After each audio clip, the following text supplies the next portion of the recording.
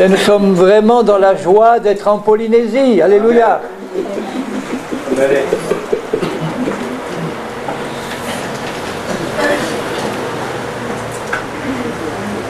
Vous savez que ce drapeau-là, il a une signification prophétique. Le rouge représente le sang de Jésus. Il encadre le blanc qui représente la sainteté, la pureté de Dieu. Et la pirogue, je crois que c'est une pirogue double là, qui flotte sur l'eau. C'est l'association de Dieu et des hommes, du Saint-Esprit et de l'homme. Et il va envoyer cette pirogue-là partout, sur le Pacifique, là, pour commencer. Vous êtes appelés à envoyer la parole de Dieu dans le Pacifique tout entier. Et ceux qui ont conçu ça ne savaient peut-être pas que c'était prophétique. Alléluia, gloire à Dieu, merci Seigneur. Donc nous parlons de la marche par l'Esprit. Comment marcher par l'Esprit? Quand c'est fait dans la foi, c'est facile. L'ennemi va essayer de nous faire croire que c'est compliqué, difficile et dur, mais c'est un menteur. Amen. Parce que c'est par la puissance de l'Esprit de Dieu et par la foi que c'est possible. Je vais augmenter un peu le son. Gloire à Dieu, merci Seigneur. Celui qui a reçu la révélation, c'est l'apôtre Paul qui l'a reçu. La révélation de la manière de marcher par l'Esprit. Toute la parole de Dieu est inspirée, toute la parole de Dieu est bonne pour nous. Mais il y en a pour toutes les étapes de la vie chrétienne dans la parole de Dieu. Et c'est Paul qui a reçu directement de Jésus la révélation de la manière de marcher par l'Esprit, la révélation de la croix. Le jour de la Pentecôte, il ne connaissait pas encore ces choses-là. Pierre a eu la révélation que le pardon des péchés était donné par la foi en Jésus-Christ, que Christ était mort pour les péchés, que Christ était en fait le Messie d'Israël, envoyé pour le salut du monde. Mais il n'avait pas encore à ce moment-là la révélation profonde de la croix, qu'ils étaient morts et ressuscités en Christ. Comment marcher par l'Esprit? C'est venu progressivement. Et c'est venu surtout par la révélation que Dieu a donnée à Paul. Maintenant, la révélation est complète. On a tout ce qu'il faut maintenant pour marcher dans la vie et dans la piété de Dieu. Regardez ce qu'il dit dans Romains au chapitre 6. Épître de Paul aux Romains au chapitre 6. Quand nous venons au Seigneur, nous sommes des pécheurs, condamnés à mort. Tous condamnés à mort à cause de nos péchés. Pas un seul juste. Tous privés de la gloire de Dieu. Mais la grâce est venue par Jésus-Christ pour nous révéler le pardon de Dieu, pour nous révéler que par sa mort sur la croix, il a porté dans son corps nos péchés, nos iniquités, et que ceux qui croient en la puissance du sang qu'il a versé à la croix reçoivent un plein pardon de leurs péchés. Complet, plein, parfait. Et en même temps, ils reçoivent de Dieu une nouvelle vie dans leur esprit. L'autre soir, j'ai expliqué que nous sommes composés de 3 parties, l'esprit, l'âme et le corps. Et le salut, il est pour les 3 parties de notre être. Dieu a accompli en Christ un salut parfait pour notre esprit, notre âme et notre corps. Mais ce salut parfait qui est acquis complètement, il se manifeste par étapes. Ça commence par l'intérieur et ça finit par l'extérieur. Ça commence par l'esprit, ça continue par l'âme et par le corps. Jusqu'au moment où, quand Christ va venir nous chercher, là nous serons transformés en un instant, notre corps mortel va recevoir l'immortalité et là tout sera parfaitement accompli pour l'éternité. Mais c'est déjà acquis, c'est déjà pour nous. C'est déjà acquis par le sacrifice de Jésus. Donc Dieu a sa part à faire et il l'a faite. Nous avons aussi notre part à faire. La part que Dieu nous demande, c'est de croire en ce qu'il dit. C'est par la foi qu'on est sauvé, c'est par la foi qu'on est guéri, c'est par la foi qu'on est délivré, c'est par la foi qu'on va être enlevé, c'est par la foi qu'on arrivera au but, parce que la foi nous permet de croire que Dieu va faire ce qu'il a dit. Dieu va faire ce qu'il a promis. Dieu va faire ce qu'il a promis, il est puissant. Ce n'est pas à nous de le faire, c'est à lui, mais nous devons travailler avec lui. On doit comprendre quel est le but qu'il nous montre, et on met notre main dans la main de Jésus, et on court vers le but. Il nous révèle quel est le but. Quel est le but dont il nous parle dans sa parole? Après nous avoir donné le pardon de nos péchés et une nouvelle nature, il nous dit, le but maintenant, c'est la perfection complète dans tout votre être. La perfection totale pour que nous soyons complètement esprit, âme et corps à l'image de Jésus. Complètement manifesté dans la perfection de Dieu, parce qu'il veut faire de ses disciples l'épouse de Jésus-Christ. C'est ça le but. Une fois qu'on a compris le but, après, il faut abandonner notre vie dans les mains de Dieu et lui dire, maintenant j'ai compris le but, Seigneur, je te donne entièrement ma vie, tu fais ce que tu veux avec moi, mais moi je crois que tu vas m'amener au but, parce que c'est toi qui vas m'y conduire. C'est toi qui vas me montrer jour après jour les étapes. Moi, je me donne entièrement à toi et je te dis, fais dans ma vie ce que tu veux, Seigneur. Et là, le Seigneur est content, et jour après jour, il peut nous conduire parce qu'on est complètement abandonné. Alors, qu'est-ce que le Seigneur a fait? Il a tout accompli. Sur la croix, il a achevé son œuvre. Et quand nous venons à lui, lui fait le premier la part qui se réserve et que lui seul peut faire. Il change notre esprit en nouvelle création. Je vous ai expliqué l'autre soir, mais s'il y en a qui n'étaient pas là, je le répète rapidement. Notre esprit, c'est notre être intérieur profond, notre véritable nature. Notre esprit, c'est un homme ou une femme intérieure qui a une tête, des bras, des yeux, des jambes, des oreilles, comme notre corps physique. Notre corps, c'est un peu comme l'enveloppe extérieure de notre esprit, qui est notre être véritable. Notre âme, c'est notre être intérieur conscient, maintenant.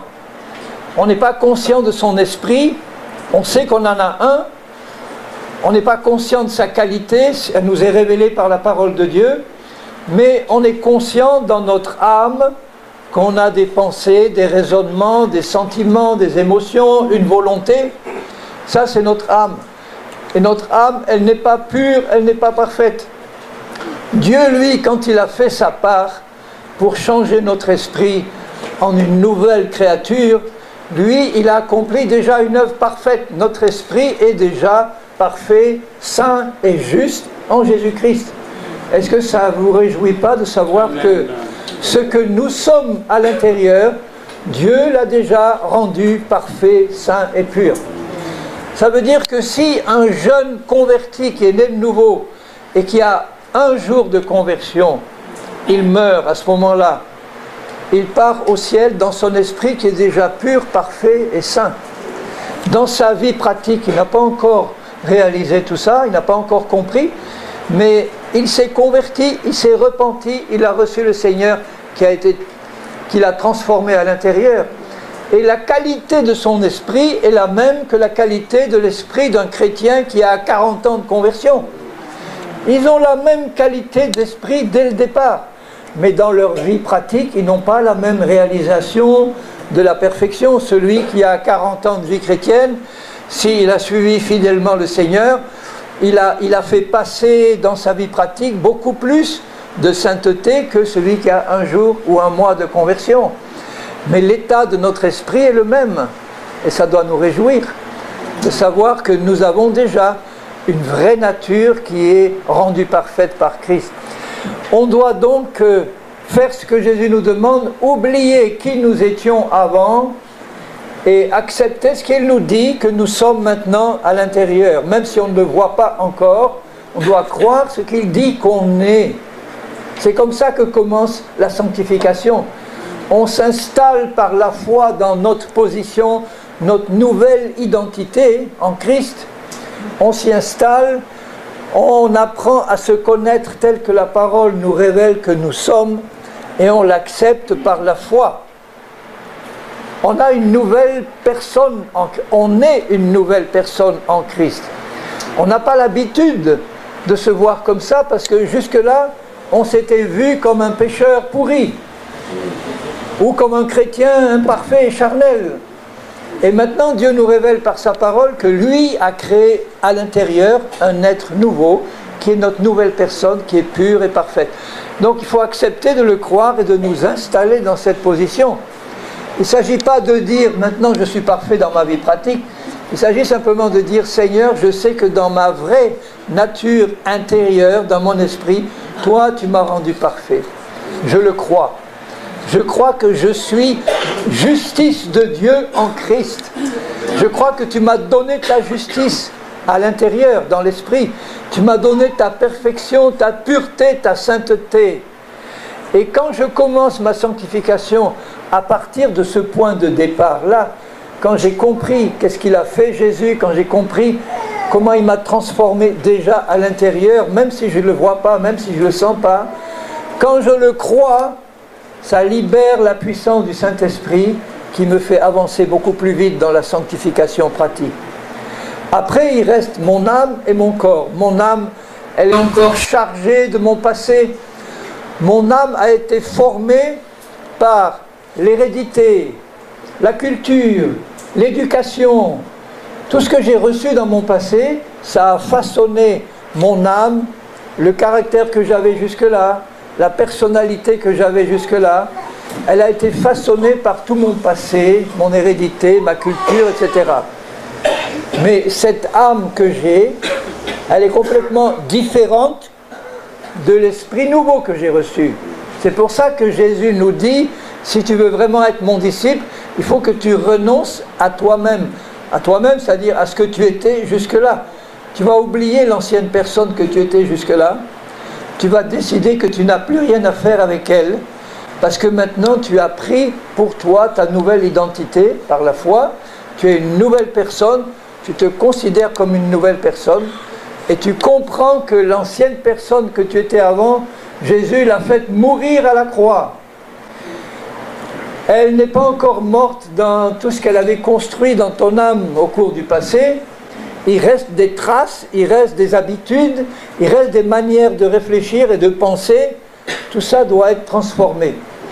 Donc la part que nous avons à faire après avoir été transformés en nouvelle créature dans notre esprit, c'est de travailler avec Dieu pour, d'une part, renouveler mon intelligence et purifier mon âme de tout ce qu'il y avait avant et qui ne correspond plus à la réalité de Dieu ou à la volonté de Dieu. Il appelle ça le renouvellement de l'intelligence, parce que ça commence d'abord par nos pensées. Nos paroles et nos actes dépendent de ce qu'on croit. Ce que vous croyez détermine la manière dont vous parlez et dont vous agissez. Ce que vous croyez dépend de ce que vous avez pensé d'abord. Ce que vous pensez dépend de ce que vous avez entendu ou de ce que vous avez réfléchi. Donc vous pensez, en pensant vous vous faites des raisonnements, vous aboutissez à des certitudes, des conclusions, vous croyez que c'est vrai, et une fois que vous croyez que c'est vrai, vous commencez à parler et à agir en fonction de ce que vous croyez. Donc Dieu, il veut changer tout ça. Il veut nous donner sa pensée. Et sa pensée, elle est là-dedans. Et c'est pour ça qu'il nous donne son esprit dès le départ. C'est pour ça qu'il nous demande de demander à Dieu de nous remplir de son esprit dès le départ. Pour pouvoir être équipés, parce que le Saint-Esprit nous est donné pour nous conduire dans toute la vérité, pour nous rappeler les paroles de Jésus, pour nous faire comprendre la parole de Dieu, pour nous la faire mieux comprendre si on l'a mal comprise, pour corriger toutes nos fausses manières de penser. On a besoin d'être dirigé par le Saint-Esprit. C'est lui qui nous enseigne pratiquement. C'est son onction qui nous enseigne. Et pour ça, nous devons être remplis de l'Esprit pour être enseignés beaucoup plus vite et beaucoup plus facilement. Maintenant, il dit dans Romains 6, à ses chers Romains, mais en fait il parle à nous tous, dans Romains 6, Paul dit, « Que dirons-nous donc? Demeurerions-nous dans le péché afin que la grâce abonde ?» Parce qu'il y en a qui disaient que là où le péché a abondé, la grâce surabonde. Alors bon, alors donc péchons, comme ça la grâce va surabonder. Ça c'est des faux raisonnements. Hein. Mais il y a des églises comme ça où on dit, c'est pas grave si tu pêches, tu es sous la grâce. Tu peux toujours demander pardon, c'est vrai, mais c'est pas la bonne manière de marcher, de faire notre marche chrétienne. Demeurerions-nous dans le péché? Loin de là. Il n'en est pas question de demeurer dans le péché. Nous qui sommes morts au péché. Ça, c'est la grande révélation de Paul. Nous sommes morts au péché. Quand Christ est mort, nous sommes morts avec lui. C'est notre esprit qui est mort d'abord avec lui. Quand il est ressuscité, nous sommes ressuscités avec lui. Et au moment où 2000 ans après, nous nous convertissons, nous recevons le bénéfice de la résurrection et il nous donne notre esprit nouveau qu'il a déjà acquis il y a 2000 ans sur la croix ou par sa résurrection pour nous. Quand il est mort, nous sommes morts avec lui.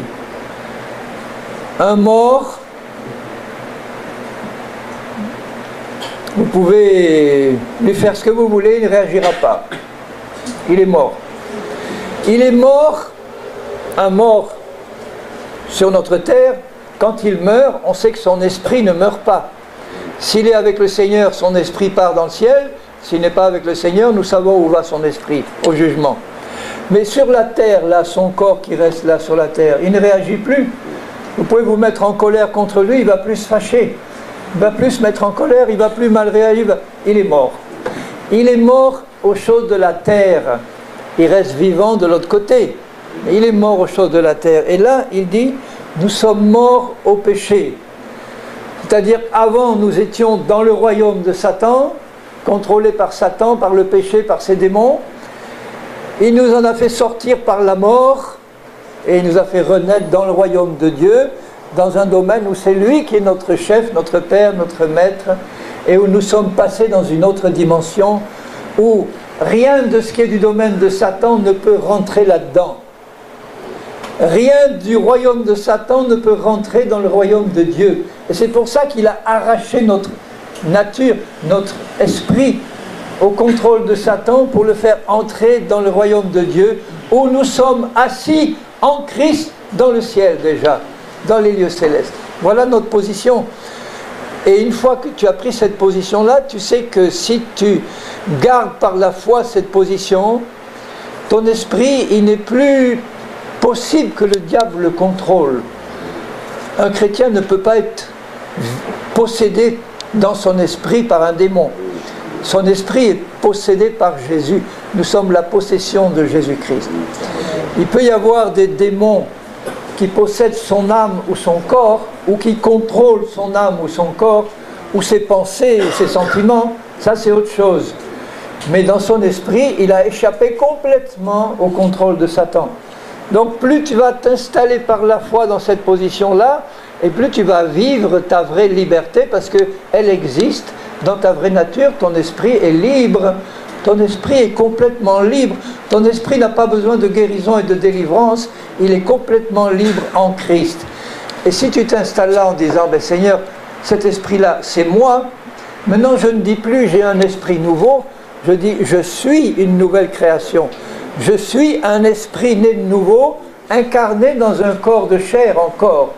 Mais ma vraie nature, c'est que je suis une personne nouvelle. Je suis un nouvel esprit né de nouveau, nouvelle création en Christ. Je suis cette personne-là par la grâce de Dieu.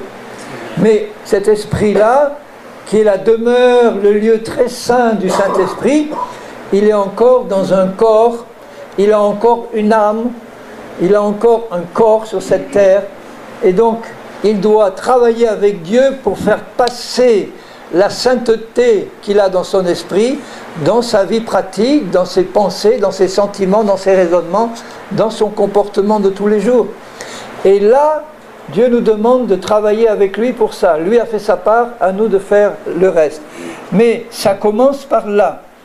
Ignorez-vous, nous qui sommes morts au péché, comment vivrions-nous encore dans le péché? Si tu sais que tu es mort au péché, tu as la victoire sur le péché quand il se présente pour te tenter.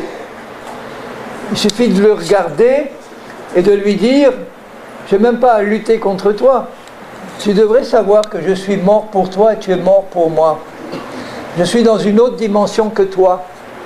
Je suis encore sur la terre, c'est pour ça que je peux sentir la tentation du péché, parce que le péché habite dans mon corps, ça s'appelle la chair. Il me tente de l'intérieur, mais si je connais la vérité, je peux le regarder avec mépris et lui dire, tu ne mourras pas, parce que maintenant, j'ai une position où tu ne peux pas me contrôler. Je suis dans une position en Christ où tu ne peux pas me contrôler, sauf si je me donne à toi volontairement, sauf si je me livre à toi, ou sauf si j'oublie ma position. Dès que j'oublie ma position, la chair en profite pour me contrôler. Il faut que je reste en permanence 24 heures sur 24, 7 jours sur 7, dans la foi en Christ et les yeux fixés sur lui et sur son œuvre. Si j'arrive à atteindre cette concentration sur Christ et sur sa parole, il m'est possible de marcher par l'esprit en permanence. Dès que j'oublie ma position, dès que je quitte Jésus et sa parole des yeux, la loi de la chair reprend immédiatement le dessus et me fait couler. Là, il faut que je crie à Jésus et que je lui demande de m'aider et de m'en sortir. Il le fait aussitôt. Ignorez-vous que... Et le problème, c'est là, c'est qu'il y a trop de chrétiens qui ne le savent pas. Ignorez-vous que nous tous qui avons été baptisés, ça veut dire plongés en Jésus-Christ. Il ne parle pas du baptême d'eau, là. Il parle du baptême dans la mort et la résurrection de Jésus. On a été plongés en Christ, et quand il est mort, comme on était en lui, plongé en lui, on est mort avec lui. C'est comme un bébé, si sa maman elle est enceinte, si la maman meurt, le bébé meurt aussi. Hein. Donc on était en Christ, il est mort, il nous a entraînés dans sa mort, il est ressuscité, il nous a entraînés dans sa résurrection. Ignorez-vous que nous tous qui avons été baptisés, ça veut dire plongés. On a été plongés en Christ par Dieu le Père qui nous a mis en lui. Eh bien, c'est dans sa mort que nous avons été plongés. Si vous plongez une pomme de terre ou une frite fraîche dans de l'huile bouillante, qu'est-ce qu'elle va faire? Elle va devenir une frite. Excusez-moi d'employer un langage simple, mais si Dieu nous plonge dans la mort de Jésus, on va mourir. On va mourir. Ignorez-vous que c'est dans sa mort que nous avons été plongés. Et Jésus est mort à 100%. On ne peut pas mourir à 90%. Tant que tu es mort à 90%, tu es encore vivant. Mais Christ est mort à 100%. Et en lui, nous sommes morts à 100%. À tout ce qui nous contrôlait avant. Satan, les démons, le péché, la chair. On est mort et on est vivant dans une autre dimension. Nous avons donc été ensevelis avec lui par le baptême dans sa mort. Ce n'est pas par le baptême d'eau dans la mort de Jésus. Il ne parle pas du baptême d'eau. Nous avons été ensevelis dans la mort par le fait qu'on a été plongé avec Christ dans sa mort à lui. À ce moment-là, on est mort. Afin que... Alors pourquoi on a été plongé dans la mort? Il y a un but, ce n'est pas pour rester dans la mort, comme Christ est ressuscité le 3e jour. Nous aussi. Afin que, comme Christ est ressuscité des morts par la gloire du Père, de même, nous aussi, nous marchions en nouveauté de vie. Il parle d'une marche pratique, d'une marche par l'esprit maintenant, d'une marche dans une vie nouvelle.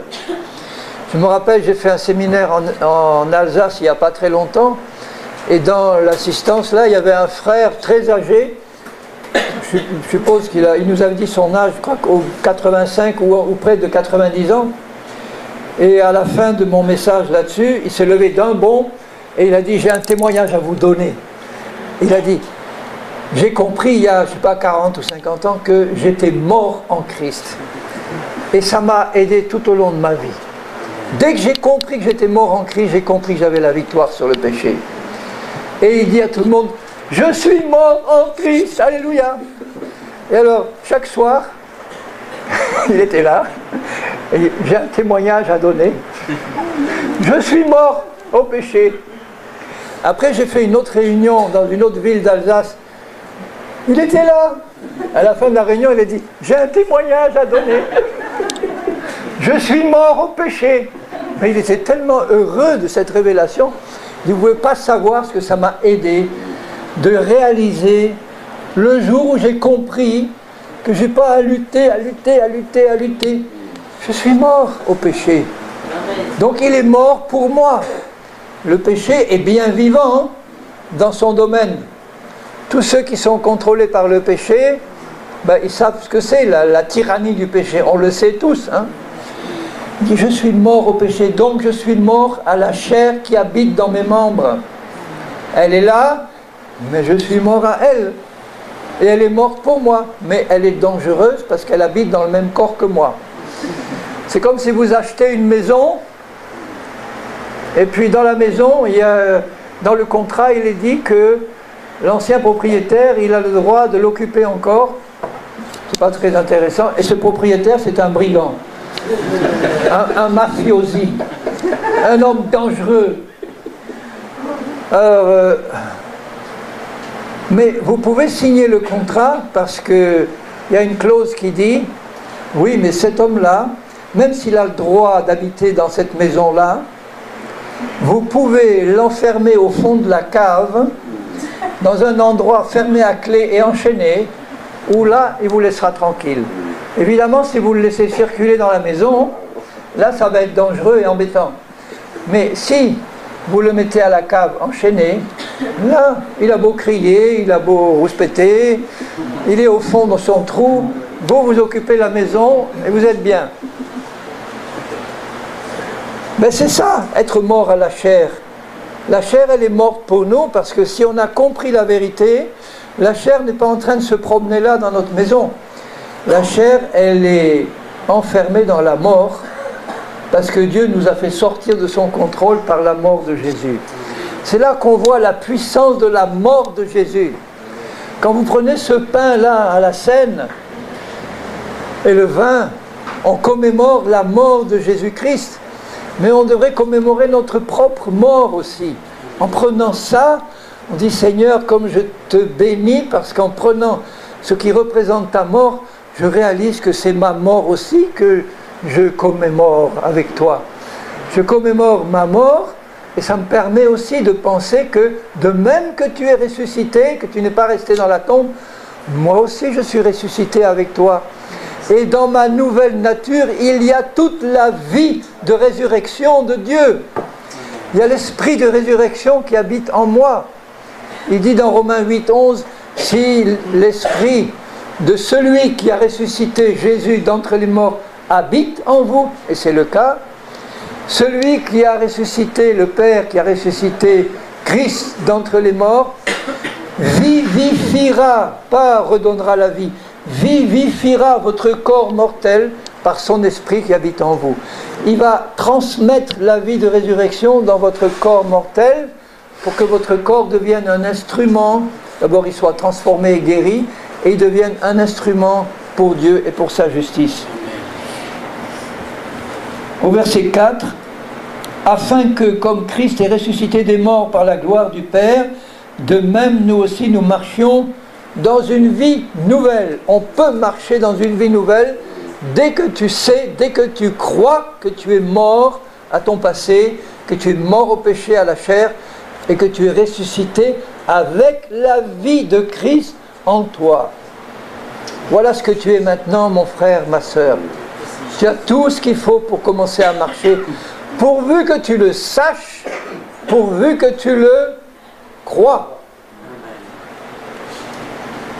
En effet, si nous sommes devenus une même plante avec lui par la conformité à sa mort, en français tout simple, ça veut dire puisque vous êtes mort avec lui, nous le serons aussi par la conformité à sa résurrection. Ça veut dire vous allez pouvoir marcher dans la vie de résurrection, puisque maintenant vous êtes mort à votre passé. Sachant que, là aussi il faut le savoir, sachant que notre vieil homme, c'est-à-dire la personne que nous étions avant, et notre vieil homme c'est d'abord notre esprit avant qu'il passe par une nouvelle naissance. Notre vieil homme a été crucifié avec lui. Le vieil homme que nous étions avant, il est mort.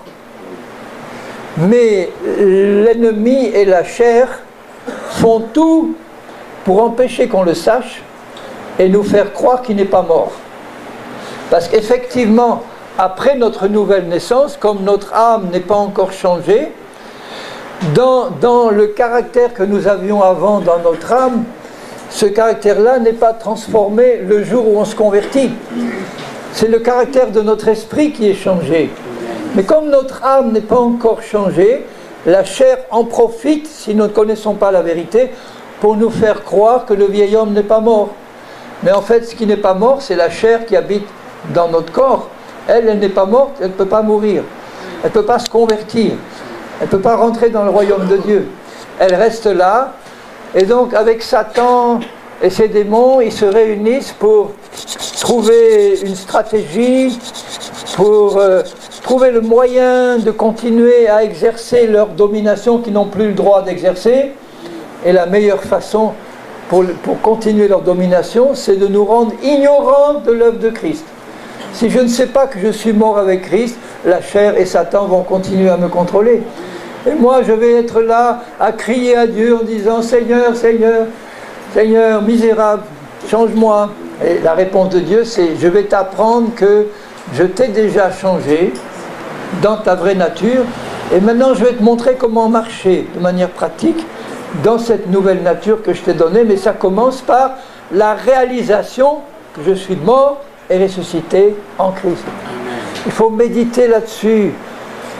Il faut méditer et y revenir. Certains peuvent le comprendre dès le premier message, d'autres, ça prend du temps, parce qu'ils sont encore trop encombrés dans leur intelligence par ce qu'ils croyaient avant. Et il faut que la parole de Dieu décape les mensonges et les faux raisonnements.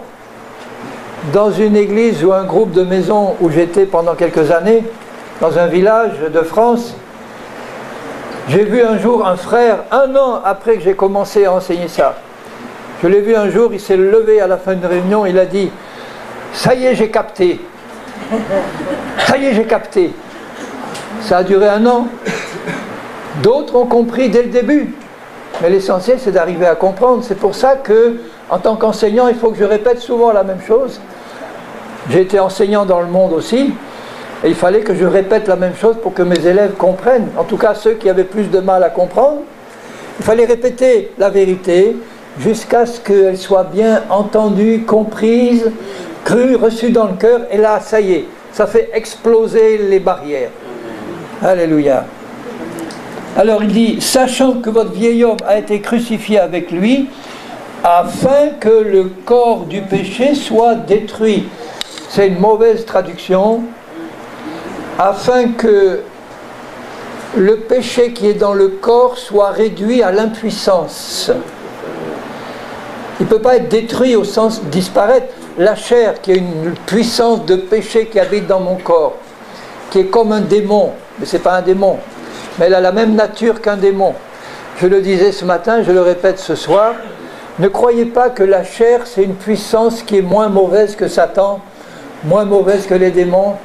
Elle est aussi pire, c'est pas du bon français, mais elle est aussi pire que Satan. La chair a le même esprit que Satan et les démons. Elle a la même nature, le même côté mauvais, méchant, pécheur. Dans les œuvres de la chair, il y a l'adultère, l'impudicité, l'impureté, la magie, la sorcellerie. Après, il parle des divisions, des disputes, des excès de table et tout ça. des perversions sexuelles, tout ça c'est la chair, c'est la nature même de Satan. C'est comme si on avait dans notre corps une antenne qui est directement reliée à Satan, et lui il est aux commandes là, et tant qu'il peut, il va continuer à pianoter pour que de l'intérieur il puisse nous contrôler. Si on ne sait pas qu'on est passé par la mort coupe le contact. Coupe le contact avec tout ce qui se passe de l'autre côté. Le contact est coupé avec la chair, mais elle est là. Et si le contact est coupé, la chair est réduite à l'impuissance. Elle est très puissante quand elle peut nous contrôler, mais quand le contact est coupé par la mort de Jésus, elle est réduite à l'impuissance. Elle ne peut plus rien faire. Elle va essayer de nous impressionner, elle va essayer de nous envoyer toutes sortes de pensées. Par exemple, la pensée, nous dire tu ne vas pas y arriver, c'est pas possible, tu as tout essayé avant, tu vas pas, ce sera pareil maintenant. Ou bien elle va te dire ça va être très long, très difficile. Ou bien tu n'es pas digne de vivre ça, tu as trop péché dans le passé. Et puis maintenant ta vie n'est pas en règle, donc ça ne va pas aller. Donc toutes sortes de choses pour nous empêcher d'entrer tout de suite dans la foi, dans ce message-là. N'écoutez pas les mensonges de l'ennemi. N'écoutez pas, si vous savez que c'est un mensonge, méprisez le mensonge. Ne lui accordez même pas l'honneur de lui résister. Dans le sens que si vous savez où vous êtes, l'ennemi est de l'autre côté, vous n'avez même pas à lui résister parce qu'on n'est pas dans la même dimension. On a à lui résister quand, dans notre âme, on sait qu'il nous contrôle. Mais une fois qu'on a acquis notre position là, on avance, on est dans la bulle. Notre bulle, c'est Christ. Hein. C'est un peu, vous savez, ces anciens scaphandres qu'ils avaient avant pour aller dans la mer. C'était des gros scaphandres avec un tuyau qui montait sur le bateau, il y avait une pompe qui envoyait de l'eau. Ils avaient un gros scaphandre qui était épais, qui empêchait les requins et les gros animaux de les manger. Ils avaient des chaussures en plomb, mais ils étaient dans un milieu qui était hostile, mais eux étaient tranquilles dans leur scaphandre là. Ils recevaient d'en haut de l'air et ils pouvaient faire ce qu'ils avaient à faire là dans la mer. Maintenant on a des scaphandres qui sont un peu plus perfectionnés, mais l'idée c'est ça. Je suis dans un monde qui appartient entièrement à Satan, mais je suis en Christ. Et dans ce monde-là, je suis avec celui qui a vaincu le monde et qui m'a donné sa victoire par sa mort et sa résurrection. Donc dans ce monde, je suis appelé à régner comme Christ a régné. Il le dit dans Romains 5. Régner dans le monde, c'est régner sur le péché, c'est régner sur la chair, c'est régner sur les démons. Régner sur le monde, c'est marcher sur cette terre comme Jésus a marché. Et c'est possible parce que nous sommes en lui et avec lui. Il est en nous et nous sommes en lui.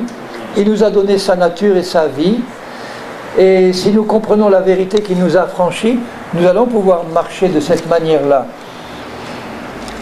Sachant que le péché qui est dans le corps soit réduit à l'impuissance, pour que nous ne soyons plus esclaves du péché, donc de la chair, car celui qui est mort est libre du péché.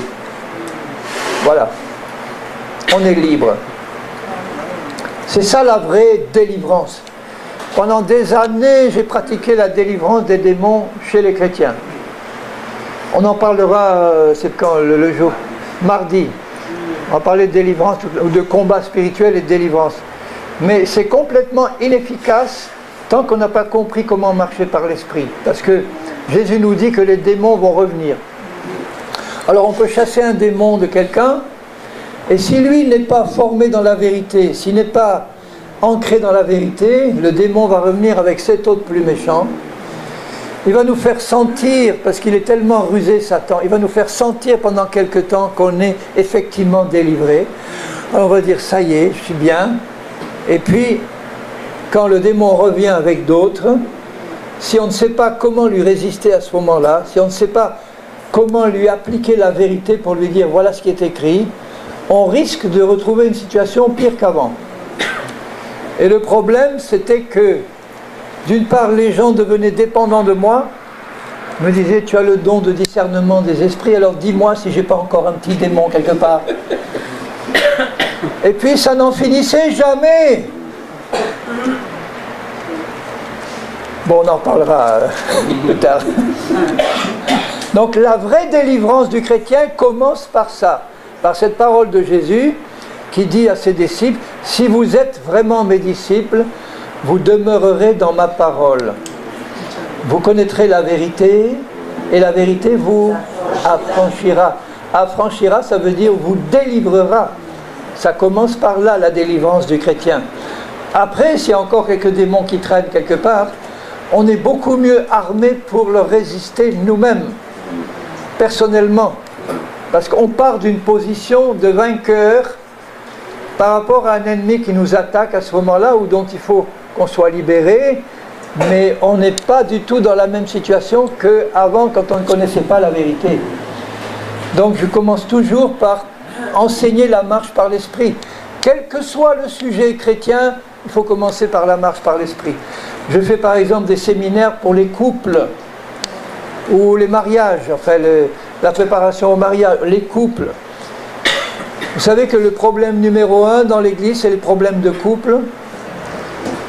Que le taux de divorce dans l'Église, c'est le même que dans le monde. C'est pas normal. Même dans certains endroits, il y a plus de divorcés dans les églises que dans le monde. Je ne sais pas en Polynésie, je ne connais pas les statistiques, mais chez nous, en métropole, dans les églises, les problèmes de couple sont énormes. Pourquoi? Parce que la chair, on n'a pas expliqué comment la maintenir dans l'impuissance, comment la crucifier. On n'explique pas qu'on est mort au péché.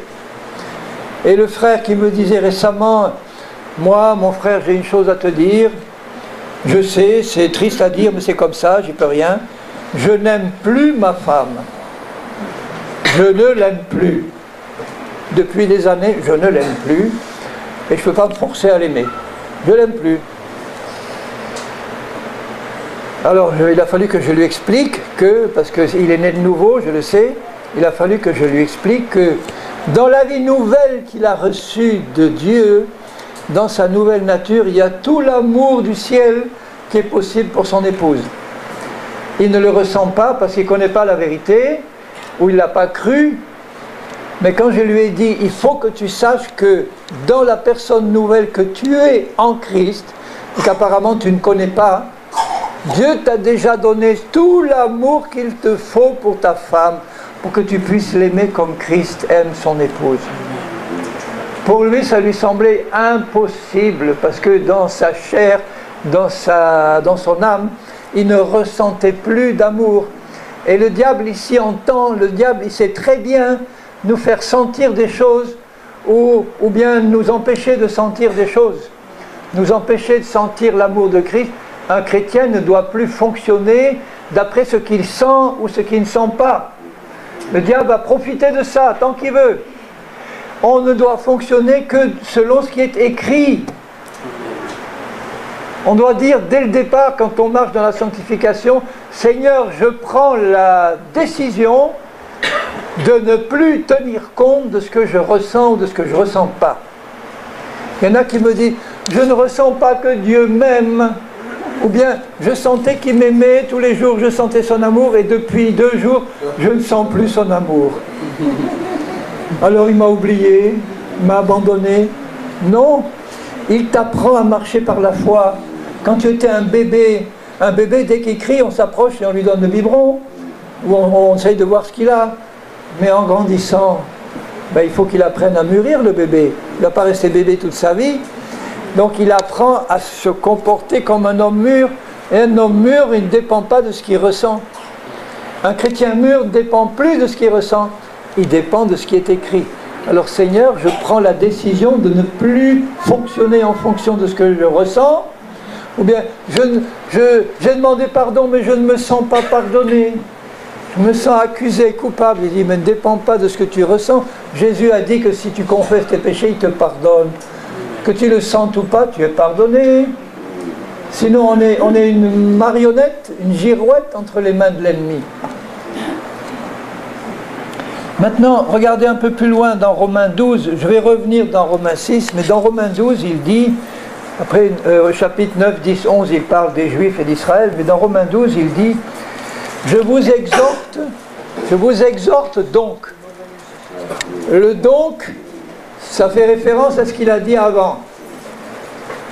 On doit avoir compris ce qu'il a dit avant. Je vous exhorte donc, frères, par les compassions de Dieu, ça veut dire je vous supplie, d'offrir vos corps à Dieu, comme un sacrifice vivant, saint, agréable à Dieu, ce qui sera de votre part un culte raisonnable. Ensuite, il ajoute, ne vous conformez pas au siècle présent, mais soyez transformés par le renouvellement de votre intelligence, afin que vous discerniez quelle est la volonté de Dieu. Si notre intelligence est encombrée de faux raisonnements, de raisonnements charnels, on ne va pas discerner quelle est la volonté de Dieu. Elle nous sera étrangère. Et il faut que notre intelligence soit renouvelée, qu'on soit transformé par le renouvellement de nos raisonnements et de nos pensées qui doivent devenir en accord avec la parole de Dieu, afin que vous discerniez quelle est la volonté de Dieu, ce qui est bon, agréable et parfait. Là, il nous montre, dans ce passage-là, quelle est notre part à faire quand on est né de nouveau. Dieu a fait sa part pour nous faire naître de nouveau dans notre esprit. Nous, dans notre âme et notre corps, on a besoin de faire notre part. Notre part consiste, d'une part, à renouveler notre intelligence pour qu'elle soit en accord avec la volonté de Dieu, et offrir nos corps comme un sacrifice vivant à Dieu. Et on doit comprendre comment offrir nos corps. Au début, je ne savais pas, je me contentais de dire, tu me demandes d'offrir mon corps, ben je te l'offre comme un sacrifice vivant, mais ça ne marchait pas puisque je ne voyais pas de différence au niveau de mon corps. Après, en comprenant Romains 6, j'ai compris comment offrir mon corps.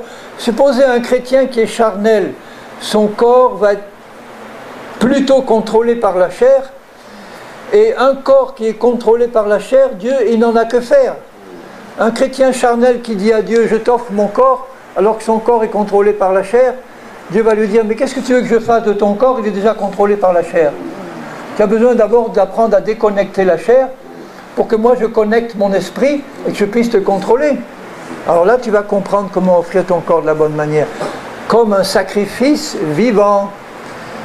Un sacrifice était mis à mort. Et là, c'est un sacrifice vivant. Ça paraît un peu curieux comme expression, mais ça veut dire, en fait, il faut que tu apprennes comment mettre à mort la puissance qui contrôlait ton corps, pour que maintenant la vie de Christ puisse se manifester au travers de ton corps mortel. Et là, ton corps va être un instrument pour Dieu et plus pour l'ennemi. Ton corps va pouvoir être utilisé par Dieu comme un instrument de justice. Et il explique, je reviens dans Romains 6, où il vient de nous dire que nous sommes morts en Christ. Il dit au verset 8, « Si nous sommes morts avec Christ, nous croyons que nous vivrons aussi avec lui, sachant que Christ, ressuscité des morts, ne meurt plus. » Avant sa mort, le corps de Christ pouvait mourir. Il lui avait été donné un corps pur et saint, qui puisse recevoir le péché du monde dans son corps, pas dans son esprit. J'en profite pour dénoncer là publiquement une fausse doctrine qui est assez populaire dans certains pays, qui annonce la mort spirituelle de Jésus. Je ne sais pas si on en a parlé en Polynésie déjà, mais si jamais ça vient, sachez que c'est une fausse doctrine. Simplement, elle consiste à dire que sur la croix, Jésus ne s'est pas contenté de mourir physiquement, mais il est mort spirituellement, comme un pécheur reçoit la mort spirituelle à cause du péché. Ils enseignent que, puisque Christ est notre substitut complet, eh bien, le péché, quand il est rentré dans son corps, a contaminé son esprit qui est mort, et Christ est mort spirituellement, à la place du pécheur qui est mort spirituellement aussi. Donc il est allé en enfer pendant 3 jours pour expier le péché du monde, et au bout de 3 jours, Dieu le Père l'a fait naître de nouveau, et après il est ressuscité. C'est complètement démoniaque comme doctrine. Pourquoi? Parce que si on fait mourir spirituellement Jésus, il ne peut pas être Dieu. Dieu ne meurt pas spirituellement. Et on ne peut pas couper le Père du Fils. Ah oui, mais il a dit, mon Père, pourquoi m'as-tu abandonné? Ben, il a abandonné à la mort de la croix avec l'accord de Jésus. Mais il est écrit ailleurs, dans Éphésiens 4, je crois, que Dieu était en Christ, réconciliant le monde avec lui-même. Dieu était en Christ. Il n'a pas abandonné son Fils de manière absolue en le faisant mourir spirituellement. C'est impossible. Et si Christ n'est pas Dieu, nous on n'est pas sauvés. Christ est Dieu, le Fils, et c'est pour ça qu'il a dû s'incarner dans un corps physique, parce que c'est dans son corps qu'il a porté le péché du monde. Dans 1 Pierre 2, 24 dit, il a porté nos péchés dans son corps sur le bois, pas dans son esprit. Son esprit n'a pas été contaminé, son esprit est resté pur. Mais pour la première fois de son existence éternelle, jamais Dieu incarné n'avait été plus proche du péché, puisque dans le corps de Jésus, le péché du monde est entré dans son corps. Donc comme son esprit était aussi dans son corps, ça a dû être une souffrance qu'on ne peut pas imaginer pour le Fils de Dieu, d'avoir une proximité pour la première fois. Dieu n'avait jamais expérimenté une chose pareille, d'avoir dans son corps tout le péché du monde, tous les pécheurs du monde là, l'abomination du péché dans son corps pur. Et c'est pour ça que son corps physique est allé à la mort physique. Et ça a suffi pour nous racheter esprit, âme et corps. Il a pleinement porté le péché du monde dans son corps, dans sa chair. Et à ce moment-là, il a peut-être ressenti dans son âme pour la première fois qu'il n'avait pas dans le ressenti cette communion avec son Père, puisqu'il avait dans son corps le péché du monde. Mais jamais son esprit n'a été coupé de son Père, puisqu'il dit à la fin, je remets mon esprit entre tes mains. Donc je suis dans Romains 6, au verset 11. Ainsi vous-même, regardez-vous comme mort. Alors regarde-toi à la glace demain matin, quand tu te lèves pour faire ta toilette ou te raser, si tu es un homme, tu te regardes et tu dis, je suis mort. Regarde-toi comme mort. Je suis mort au péché. Répète-le toi souvent jusqu'à ce que tu en sois vraiment, que ça soit incrusté dans ta foi, que tu es mort au péché et vivant pour Dieu en Christ. Regardez-vous comme mort au péché, comme vivant pour Dieu en Jésus-Christ. Que le péché ne règne donc pas dans votre corps mortel. Et c'est normal, il ne peut plus régner si tu sais que tu es mort à la puissance de péché qui habite encore dans ton corps. Là, elle est privée de sa puissance. Elle ne peut plus régner parce que tu connais la vérité maintenant. Tu vas ressentir les tentations de la chair, c'est sûr. Elle va continuer à te parler, à t'envoyer des tentations et des pensées. Mais si tu connais la vérité et que tu crois, elle est réduite à l'impuissance. Elle va perdre son temps. Elle va essayer elle va attendre que tu sois distrait. Elle va attendre que tu sois pris par le stress de la vie de tous les jours, que tu oublies un instant qui tu es et où tu es, et dès que tu l'as oublié, elle peut te prendre là. Et au début, c'est pas facile de ne pas oublier, parce qu'on n'est pas... C'est comme si on vous donne une nouvelle identité, et que tu dois te répéter constamment, ah, je m'appelle un tel, maintenant je m'appelle une telle, j'ai changé de nationalité, j'étais français, j'ai pris la nationalité américaine, mais j'ai encore toutes les habitudes du français, donc ça prend du temps pour me considérer comme américain, il faut que je me fonde dans la culture, il faut que je me le répète. Mais maintenant, si je te dis comment tu t'appelles, mon frère, voilà, tu le dis parce que tu le connais depuis longtemps. Tu ne vas pas passer ta journée à dire il faut que je me rappelle que je m'appelle Henri, il faut que je me rappelle que je suis un homme, il faut que je me rappelle que je suis français, il faut que je me rappelle que j'habite à tel endroit, que j'ai telle adresse. Je suis obligé de le faire si j'étais amnésique. Donc au début, on est un peu comme des amnésiques qui doivent apprendre qui ils sont, quelle est leur identité. Mais une fois qu'ils l'ont bien apprise, ben c'est naturel. Je sais que je m'appelle un tel, je sais quelle est mon identité, je n'ai pas besoin de me le répéter. Mais au début, on a besoin de méditer quelle est notre identité en Christ, de se le répéter, de méditer ce qu'il a fait, d'abandonner la pensée que nous avions de ce que nous étions avant et de nous plonger en permanence dans la pensée de ce que nous sommes maintenant par la grâce de Dieu en Christ. Et ça devient quelque chose qui est incrusté dans notre âme. Nos pensées sont changées. On ne réagit plus comme avant. On a oublié qui on était avant. On a changé de papa. Il y a des chrétiens qui passent leur temps à lutter contre l'hérédité, ils coupent les liens. Je vous dirai mardi comment le faire, mais la meilleure façon de couper tous les liens de l'hérédité, c'est de passer par la mort et par la résurrection. Quand on passe par la mort, il n'y a plus d'hérédité, on a changé de papa. On est devenu fils et filles de Dieu. On n'est plus fils et filles de notre papa terrestre. Notre esprit est devenu une nouvelle personne en Christ.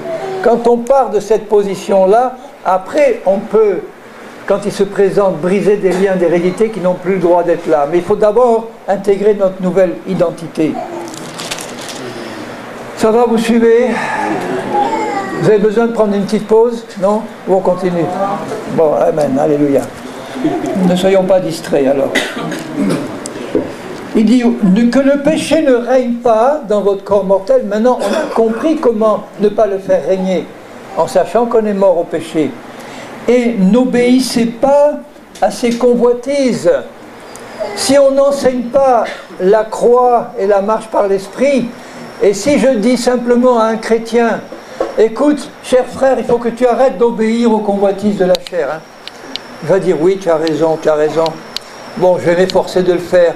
Il va s'efforcer 1 heure, un jour, mais ça ne va pas marcher parce qu'il est impossible de résister à la puissance de la chair par nos bonnes résolutions et par notre volonté. Ce n'est pas possible. On ne peut résister à la chair que par la foi dans l'œuvre de Christ et par la foi que nous sommes morts à elle. Là, c'est facile parce qu'on n'est plus dans la même dimension. Donc quand il est dit « n'obéissez pas à ces convoitises », si je dis à un chrétien « il faut que tu arrêtes de mentir maintenant », si je n'explique pas comment, il va s'efforcer d'arrêter de mentir et il ne pourra pas. Et il va se décourager. Et il va dire, Seigneur, je me suis engagé à ne plus mentir et tu vois, c'est sorti tout seul. J'ai menti. Alors je te demande pardon. Oui, tu es pardonné. Mais Seigneur, maintenant, tu peux compter sur moi, je ne mentirai plus. 5 minutes après, tu mens. Alors tu vas te décourager. Ah Seigneur, je ne m'en sors pas. Tandis que si j'explique que le mensonge vient de la chair qui habite là. Mais toi, tu as reçu une nouvelle nature qui n'est pas menteuse. Tu as la nature de Christ. Et Christ n'est pas menteur, il est la vérité. Si tu crois que dans ta vraie nature, tu es semblable à Christ, que tu as reçu une nouvelle nature qui ne ment pas, simplement par la foi, c'est réglé. Quand tu le crois, ce qui va sortir naturellement de ta bouche, c'est la vérité. Et quand la chair va essayer de t'envoyer une tentation de mentir, parce que tu es dans la connaissance de la vérité et dans la lumière, tu vas pouvoir regarder avec mépris cette tentation-là et lui dire maintenant tu ne m'auras plus, parce que pour pouvoir mentir, maintenant il faut que je me livre volontairement au mensonge. Ça ne sort plus tout seul, parce que maintenant je suis dans la vérité. Vous comprenez comment on peut marcher par l'esprit? Que le péché, ne livrez pas, verset 13, ne livrez pas vos membres au péché comme des instruments d'iniquité. Parce que maintenant que je connais la vérité, pour pouvoir pécher, il faut que je livre mon corps au péché. Ou que j'oublie qui j'étais pour me laisser surprendre par la chair. Là, parce que je ne suis plus dans la foi. Ne livrez pas vos membres au péché. Comment est-ce que je peux ne pas livrer mes membres au péché? Eh bien, en occupant ma position de mort-vivant. En Christ, on est des morts vivants. Je préfère être un mort vivant qu'un vivant mort.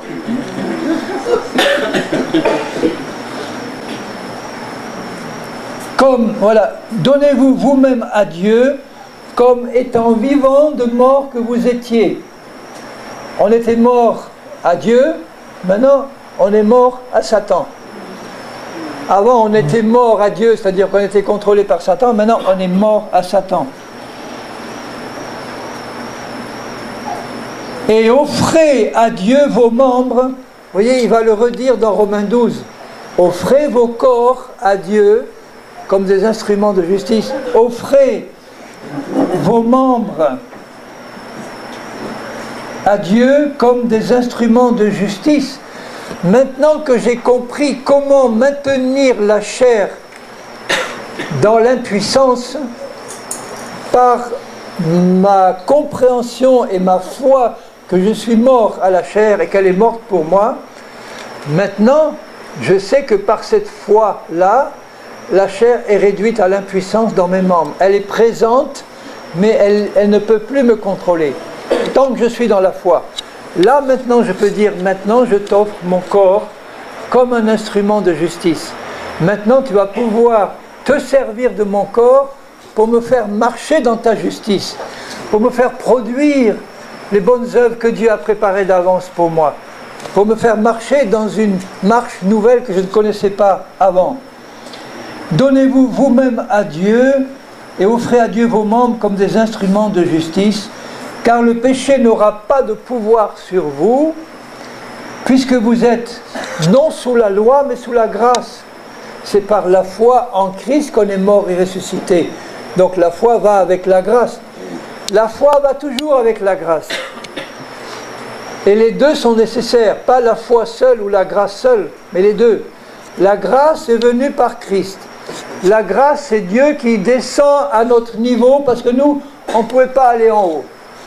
La grâce de Dieu est descendue avec Christ, et la foi, c'est nous qui prenons la grâce qui est devant nous, maintenant. Si la grâce n'était pas descendue, avec la foi, j'aurais rien eu à saisir. Et si j'avais que la foi sans la grâce, ben c'est pareil. J'ai besoin des deux. La grâce est venue devant moi, il a mis devant moi une table bien chargée, et il me demande d'ouvrir les yeux, il me dit maintenant, sers-toi, prends maintenant ce que j'ai fait descendre à ton niveau par la venue de Jésus-Christ.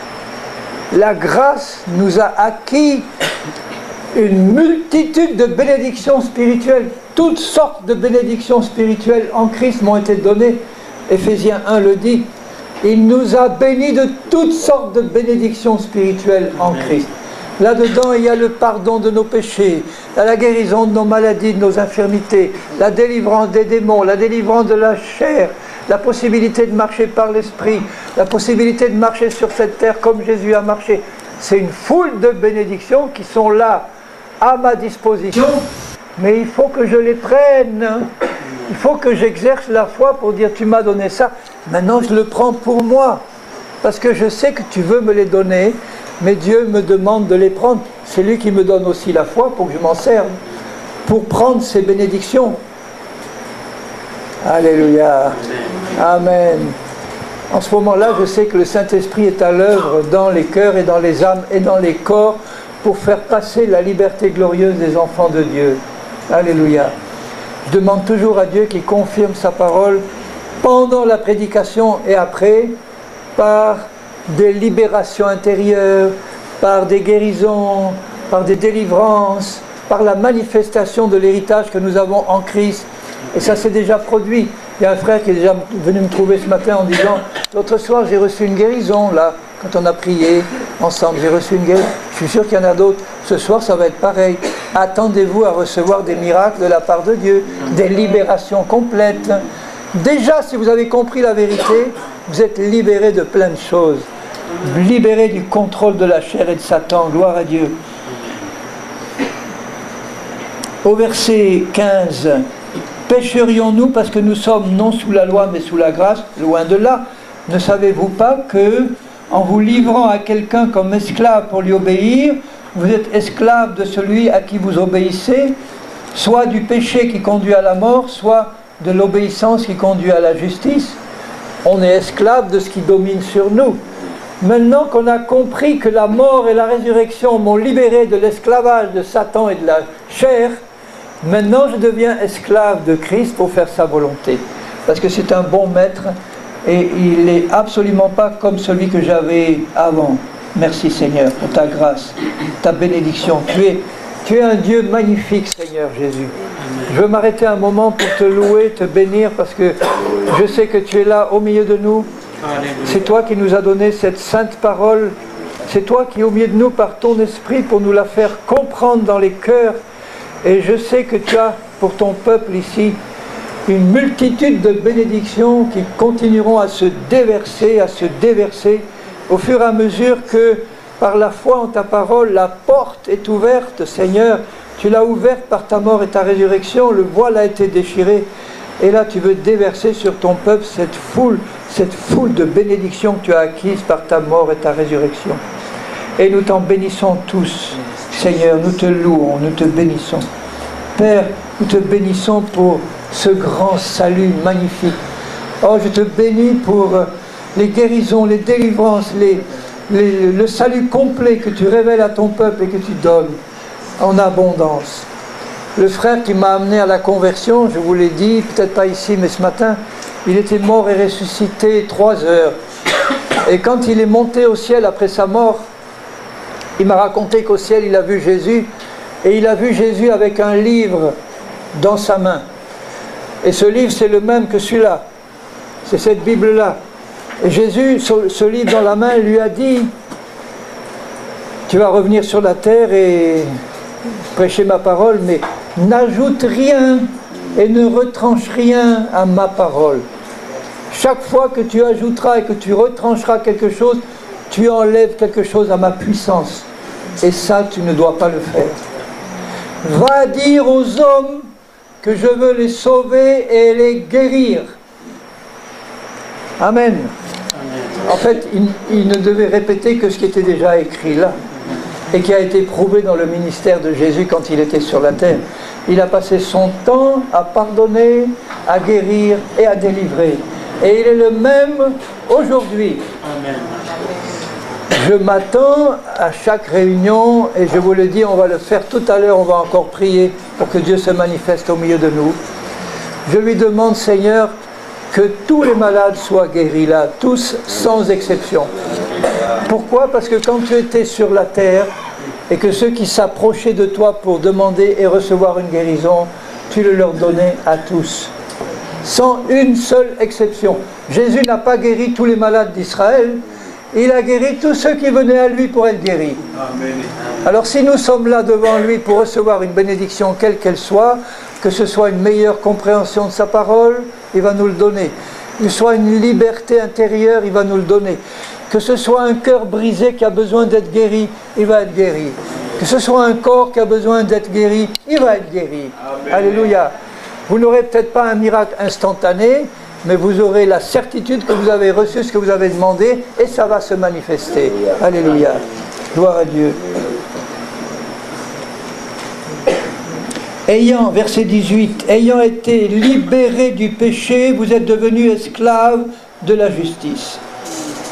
Et au verset 19, de même que vous avez livré vos membres comme esclaves à l'impureté et à l'iniquité pour arriver à l'iniquité et à la mort, ainsi maintenant livrez vos membres comme esclaves à la justice. On doit faire ça, c'est notre part. Et je vous rappelle qu'on ne peut le faire que si on a compris que la puissance de péché qui habite dans notre corps, elle est réduite à l'impuissance par notre mort et notre résurrection. Je pense que je l'ai répété assez souvent pour qu'on commence à le comprendre. Mais je continuerai à le répéter parce qu'il faut que ça soit ancré là.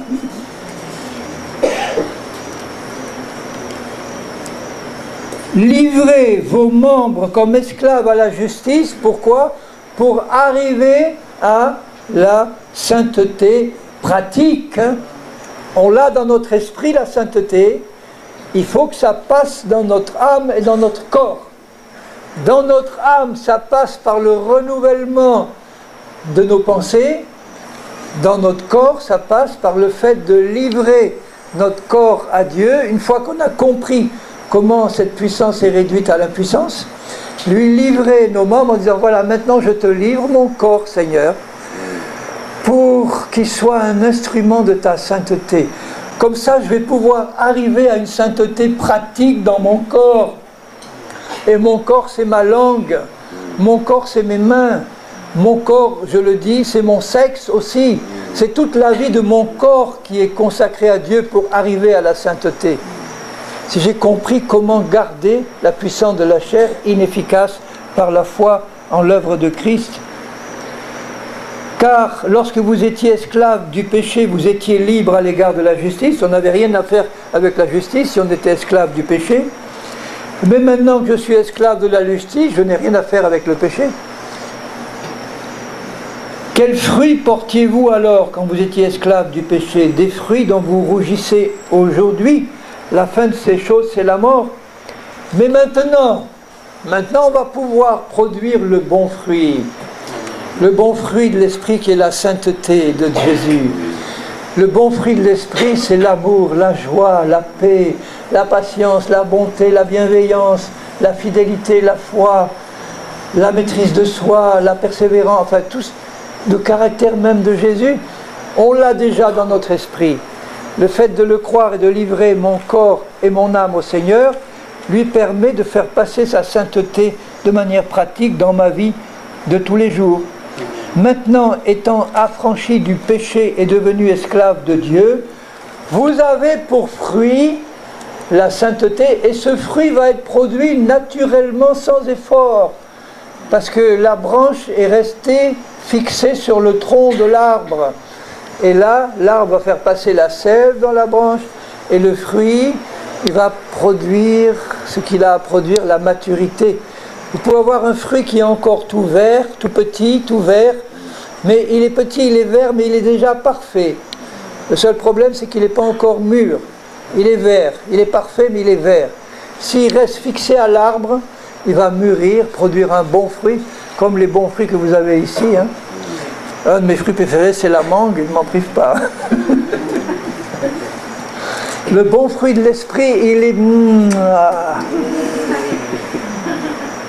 Quand je suis en contact avec un chrétien ou une chrétienne spirituelle qui est plein d'amour, je me régale.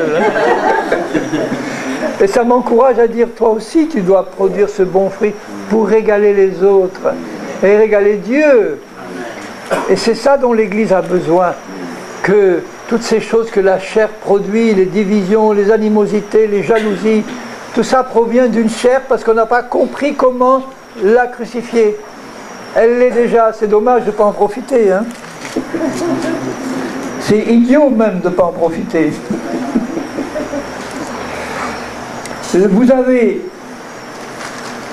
pour fruit la sainteté, pour fin la vie éternelle, pour l'éternité. Mais ça commence dès maintenant, parce que la sainteté, c'est la vie éternelle pratique. Car le salaire du péché, c'est la mort, le don gratuit de Dieu, c'est la vie éternelle en Jésus. Et ça commence maintenant. Maintenant, ça commence. J'ajoute, alors maintenant, en ce qui concerne l'âme, regardez ce qu'il dit dans 2 Corinthiens 10. Après, je pense que pour cette fois, je vais m'arrêter. On passera à un moment de prière. Et je prévoirai aussi pour les fois suivantes, peut-être pas ce soir, mais les fois suivantes, un temps pour les questions-réponses. Donc si vous avez des questions, ou si vous avez une question qui vous brûle, là, avant qu'on parte, vous la direz. Vous levez la main, vous dites, j'ai une question qui me brûle, on va y répondre. Hein, mais je laisserai du temps pour les questions. Au 2 Corinthiens, chapitre 10,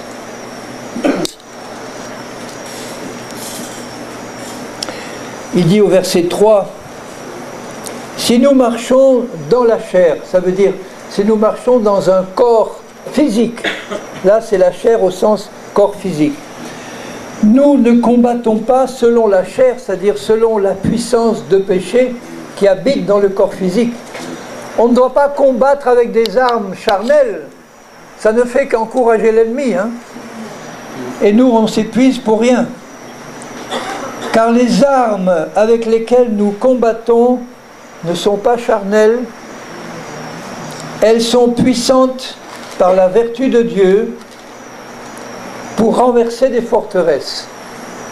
Et les forteresses, ce n'est pas des démons, ce n'est pas des puissances démoniaques, il explique, ces forteresses, nous renversons les raisonnements, toute hauteur, c'est-à-dire tout faux enseignement, toute tout ce qu'on considère. Je connais un ami américain qui parle des vaches sacrées. Vous savez qu'en Inde, ils n'ont pas le droit de tuer les vaches sacrées. Il y a des endroits avant où il y avait la famine, ils pouvaient manger toutes les vaches qu'ils voulaient, mais leur religion interdisait de les manger. Alors ils mouraient de faim à côté de leurs vaches qu'ils auraient pu manger, parce qu'elles sont sacrées. Les vaches sacrées des chrétiens, c'est des fausses doctrines qu'ils considèrent comme sacrées et ils ne veulent pas s'en débarrasser. Des traditions humaines, des fausses doctrines. Il faut les tuer, ces vaches. Elles ne sont pas sacrées. C'est des fausses doctrines.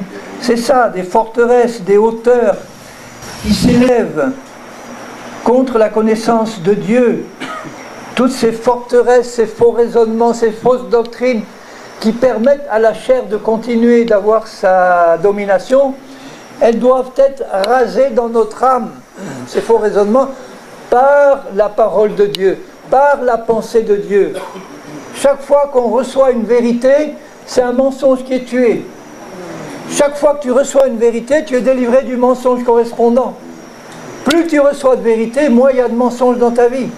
Et donc, moins il y a de contrôle de Satan, qui est le père du mensonge et le menteur. C'est pour ça qu'il vient se présenter en ange de lumière, et te faire croire que cette belle doctrine-là, avec une belle apparence biblique, évangélique, en fait c'est un poison mortel, mais bien emballé, avec des versets bibliques qui sont tirés de leur contexte, pour te faire croire un mensonge qui va te contrôler et te garder sous la domination de Satan. Alors que lui est venu pour nous révéler la vérité, qui nous libère des mensonges. Et il dit que nous devons renverser tout ça, raser toutes ces forteresses pour rebâtir, et nous amenons toute pensée captive à l'obéissance de Christ.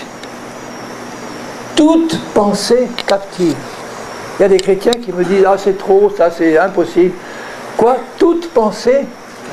Chaque pensée qui vient doit être contrôlée? Ah, c'est trop ça, non, je ne peux pas. Mais si Dieu nous le demande, c'est que c'est possible et que c'est faisable. Et comment faire? Ben, en disant à Dieu, tu vas me donner ta lumière pour que je reconnaisse les pensées qui ne sont pas en accord avec ta volonté. Je disais ce matin que je fais quelquefois le test avec des chrétiens. Quand il dit quelque chose de charnel, un chrétien qui dit une parole charnelle, je peux l'arrêter, lui dire « Attends mon frère ou ma sœur, regarde ce que tu viens de dire là, et dis-moi si c'est spirituel ou si c'est charnel. » Il réfléchit, il dit « Ah oui, c'est charnel. » Alors je lui dis « Tu vois que tu es capable de le reconnaître, mais au lieu de le reconnaître après coup, reconnais-le avant coup. Tu es capable. Ça veut dire, prends un peu de recul, habitue-toi à prendre un peu de recul pour contrôler ce que tu vas dire. Ça peut se faire en 1 seconde. Pour contrôler ce que tu vas faire, ça se fait en 1 seconde. Quand tu demandes l'aide de Dieu et que tu dis « Seigneur, éclaire-moi en permanence », au début, ça va être difficile, mais après, comme tu deviens de plus en plus spirituel, ça va sortir tout seul, les bonnes paroles qui viennent de Dieu et de sa parole. Mais prends l'habitude d'observer ce que tu dis et ce que tu fais, simplement pour te montrer que Dieu t'a rendu capable de reconnaître ce qui vient de la chair et de l'ennemi. Alors, comment on fait pour amener toute pensée captive à l'obéissance de Christ? On a besoin d'être imprégné de la parole de Dieu. Et on a l'aide du Saint-Esprit aussi qui nous donne ce discernement. Donc avec le Saint-Esprit et la parole, on doit savoir que Dieu nous a rendus capables de reconnaître de plus en plus rapidement les pensées qui viennent de la chair ou de Satan, c'est pareil. Et maintenant, si je vois venir une pensée, ou si je me réalise que j'étais contrôlé par une pensée qui est un mensonge, il ne dit pas de la chasser, la voix. Qu'est-ce qu'il dit? Il ne dit pas chassez-la. Il dit amenez-la captive à l'obéissance de Christ. Ça veut dire que tu vas prendre la vérité, tu vas prendre une parole de vérité qui est le contraire de ce mensonge-là, et avec cette vérité, tu vas capturer le mensonge et tu vas le détruire. C'est exactement comme un globule blanc. Vous savez, on a des globules blancs dans le sang qui sont chargés de surveiller les intrus ou les bactéries qui passent, et s'il y en a une qui passe, hop, il l'attrape et il le dissout. Amener toute pensée captive à l'obéissance de Christ, c'est reconnaître qu'il y a là un mensonge et détruire le mensonge par la vérité de Dieu. Et pour ça, j'ai besoin de connaître celui qui est la vérité, de le fréquenter, j'ai besoin de fréquenter sa parole, j'ai besoin de fréquenter son esprit, j'ai besoin de prier en langue, j'ai besoin de persévérer dans l'étude de la parole, dans la communion fraternelle, dans la fraction du pain, dans les prières. Tout ça contribue à m'édifier, tout ça contribue à développer en moi la pensée de Christ, tout ça contribue à me rendre de plus en plus capable de reconnaître immédiatement toute pensée qui n'est pas en accord avec la volonté de Dieu et de la détruire par la vérité que j'ai reçue du Seigneur. Et ça se fait automatiquement, facilement. Ne croyez pas que c'est difficile, parce que Dieu travaille avec vous, mais s'il me demande de le faire, c'est que j'ai ma part à faire. Il ne nous a pas dit là, ne t'inquiète pas, c'est moi qui vais amener toutes tes pensées captives. Alors si vous venez, s'il y a quelqu'un qui vient me dire, écoute frère, j'ai besoin que tu pries pour moi, pour que j'ai besoin que tu pries pour que Dieu me délivre de toutes les mauvaises pensées. Je dis, ben oui, attends, voilà ce que je vais dire, je vais prier pour qu'il t'ouvre les yeux, pour que tu comprennes qu'il t'a rendu capable. Et que toi, tu as ta part à faire pour connaître la parole et faire ce qu'il te demande de faire. Il te demande d'amener toi toute pensée captive. Mais c'est pareil pour les sentiments, les émotions. Si je ressens un sentiment de haine qui monte, ou d'animosité qui monte pour un frère qui m'a maltraité, ça arrive qu'un frère vous maltraite, ou une sœur, ou votre mari ou votre femme, même s'il est chrétien, ou qu'elle est chrétienne, ça arrive. Alors la chair, elle essaye de se greffer là-dessus, d'envoyer un sentiment d'amertume, où on fait la tête un petit moment, où on montre qu'on n'est pas content. Bon, ça vient de la chair. Et à ce moment-là, on entre dans une dimension où on ne devrait pas entrer. Donc il faut que je fasse la même chose, que j'amène ce sentiment captif avant qu'il me contrôle. La chair se présente, elle m'envoie une pensée d'amertume vis-à-vis de celui qui m'a injustement traité, parce que c'est toujours là que c'est plus difficile à supporter. Si vous faites le mal et qu'on vous traite mal, vous direz c'est normal. Mais si vous faites ce qui est bien et que vous ramassez une claque, là c'est dur. Et là c'est là que la chair en profite pour vous envoyer de l'amertume et de la rancune. Alors vous sentez venir ce sentiment d'amertume quand vous êtes dans la connaissance de la vérité. Vous n'allez pas dire à Dieu, Seigneur, regarde comme je suis mauvais chrétien, je suis encore capable d'avoir des sentiments comme ça. Vous ne direz pas ça. Vous direz, je sais d'où ça vient ça vient de la chair, et je ne le laisse pas rentrer pour que ça me contrôle. Parce que ça ne vient pas de moi. Ça ne vient pas de ma vraie nature. Ça vient d'un étranger qui habite dans mon corps et qui, lui, de l'intérieur, est capable de m'envoyer ça. Mais moi, maintenant, qui suis une nouvelle personne, je connais la vérité, et je ne vais pas le laisser me contrôler par ça. Je n'en tiens aucun compte. Je passe mon chemin et je m'occupe des choses de Dieu. Ça, c'est la chose qui déplaît le plus à la chair et à Satan. Qu'on ne s'occupe pas d'eux et qu'on s'occupe que de Jésus. Qu'on ne perde pas notre temps à lutter contre la chair, mais qu'on s'installe dans la mort où la chair ne peut plus rentrer. C'est à vous que je racontais l'histoire des requins, là? Non, c'est à ce matin. Ah oui, bon, je le répète parce que... Bon. Il y a en France un aquarium où il y a des aquariums avec des poissons, et il y a un tunnel de verre qui passe dans l'aquarium des requins. Les requins sont autour et nous, on passe dans le tunnel. Alors nous qui sommes adultes, on n'a pas peur. Et moi, j'étais avec un de mes petits-enfants qui avait peur. Il s'accroche à moi et il me dit, grand-pa, j'ai peur, il y a un gros requin là, juste derrière là, vite. C'était vraiment un très vilain, méchant requin. Des grosses dents bien. Et le petit, parce qu'il était petit, il ne connaissait pas bien la vérité, Il avait peur du requin parce qu'il pensait que le requin allait pouvoir lui faire du mal. Je lui ai expliqué, je lui ai dit, tu n'as rien à craindre, la vitre est blindée, espérons, elle est blindée. C'est prévu pour qu'on passe tranquillement et que tu regardes les beautés de la création, mais le requin ne peut pas te faire de mal. Il était un peu rassuré, mais il avait encore un peu peur, parce qu'il était jeune, petit. Après, je prends cet exemple pour te montrer que nous sommes sortis de l'aquarium par Dieu. Il nous a fait mourir à l'aquarium, il nous a transportés dans le tunnel du royaume de Dieu. Et là, entre le requin, qui est la chair, ou Satan, et nous, il y a la croix de Jésus. La croix, c'est une vitre blindée, il n'y a rien qui peut passer là, si nous savons que nous sommes au bon endroit. Et l'ignorance nous maintient dans l'aquarium.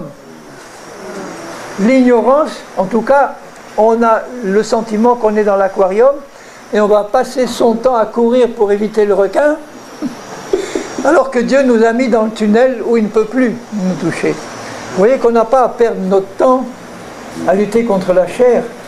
On a à savoir où nous sommes, dans quelle position on est, et profiter de notre situation. Après, on va apprendre à lutter contre les dominations, les autorités et tout ça, c'est autre chose. Hein. J'en parlerai mardi.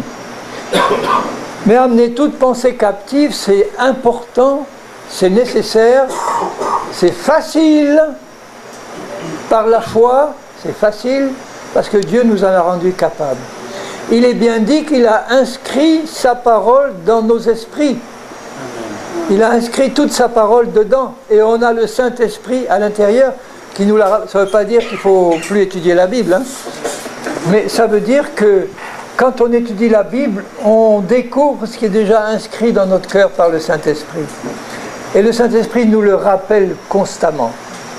On est bien armé, bien équipé pour pouvoir marcher d'une manière digne du Seigneur.